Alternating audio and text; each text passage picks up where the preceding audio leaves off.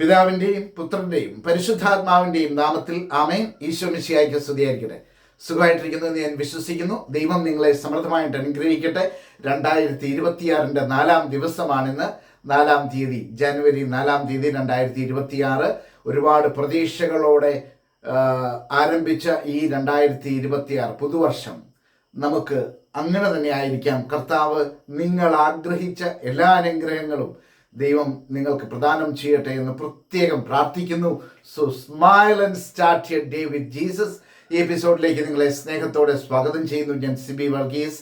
കഴിഞ്ഞ ഒരാഴ്ചക്കാലം പഠിച്ച വചനങ്ങളാണ് വീണ്ടും ഇന്ന് ആവർത്തിക്കുന്നത്. ഇന്ന് ഞായറാഴ്ചയാണ്. 29-ാം തീയതി നാം പഠിച്ച വചനം The Book of Psalms, chapter 30, verse 11. സങ്കീർത്തന പുസ്തകം 30-ാം അധ്യായം 11-ാമത്തെ വചനമാണ്. അവിടുന്ന് എൻ്റെ വിലാപത്തെ ആനന്ദ നൃത്തമാക്കി മാറ്റി. അവിടുന്ന് എൻ്റെ വിലാപത്തെ ആനന്ദ നൃത്തമാക്കി മാറ്റി. അവിടുന്ന് എന്നെ ചാക്കുവസ്ത്രം അഴിച്ച് ആനന്ദമണിയിച്ചു. എത്ര സുന്ദരമായ വചനമാണ്. ഇനി 30-ാം തീയതി പഠിച്ച വചനം ദിനവൃത്താന്ത പുസ്തകം, ദിനവൃത്താന്തത്തിൻ്റെ 1-ാം പുസ്തകം 16-ാം അധ്യായം 34-ാമത്തെ വചനമാണ്.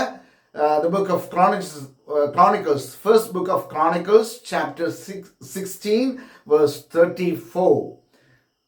അതിങ്ങനെയാണ് പറയുന്നത്: കർത്താവിന് കൃതജ്ഞതയർപ്പിക്കുവിൻ, കർത്താവിന് കൃതജ്ഞതയർപ്പിക്കുവിൻ. അവിടുന്ന് നല്ലവനാണ്, അവിടുത്തെ സ്നേഹം ശാശ്വതമാണ്, അവിടുത്തെ സ്നേഹം ശാശ്വതമാണ്. എത്ര സുന്ദരമായ മറ്റൊരു വചനമാണ് അല്ലേ. ഇനി 31-ാം തീയതി പഠിച്ച വചനം The book of Lamentations, chapter 3, verse 22 to 23. അത് രണ്ടും ഒന്നിച്ചാണ്. അതായത് വിലാപങ്ങളുടെ പുസ്തകം 3-ാം അധ്യായം 22-ാമത്തെ വചനം 23-ാമത്തെ വചനം ചേർത്ത് വായിക്കുകയാണ്. കർത്താവിൻ്റെ സ്നേഹം ഒരിക്കലും അസ്തമിക്കുന്നില്ല, അവിടുത്തെ കാരുണ്യം അവസാനിക്കുന്നില്ല.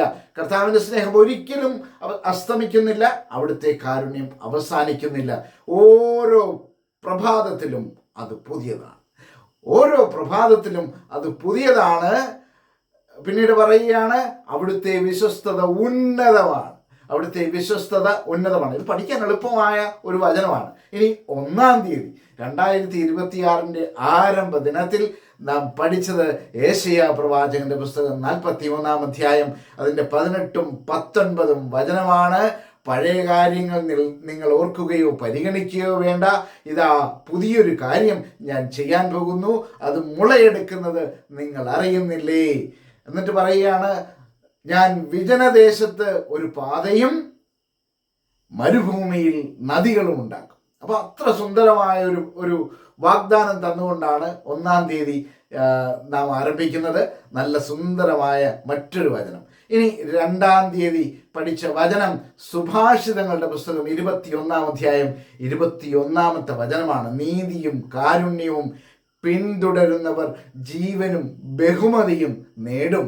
ജീവനും കാരുണ്യവും പിന്തുടരുന്നവർ ജീവനും ബഹുമതിയും നേടും. അപ്പോൾ ഈ ആരംഭ ദിനങ്ങളിൽ നമുക്ക് നീതിയും കാരുണ്യം, നമ്മുടെ ജീവിതത്തിൽ കാരുണ്യം കാണിക്കുന്ന ഒരു മനോഭാവമൊക്കെ ഉണ്ടാകട്ടെ. നമുക്കങ്ങനെ ജീവിതത്തിൽ കർത്താവിനോട് ചേർന്ന് കരം പിടിച്ച് മുന്നോട്ട് പോകാം. ദൈവം നിങ്ങളെ അനുഗ്രഹിക്കട്ടെ എന്ന് പ്രാർത്ഥിക്കുന്നു. ആമേൻ.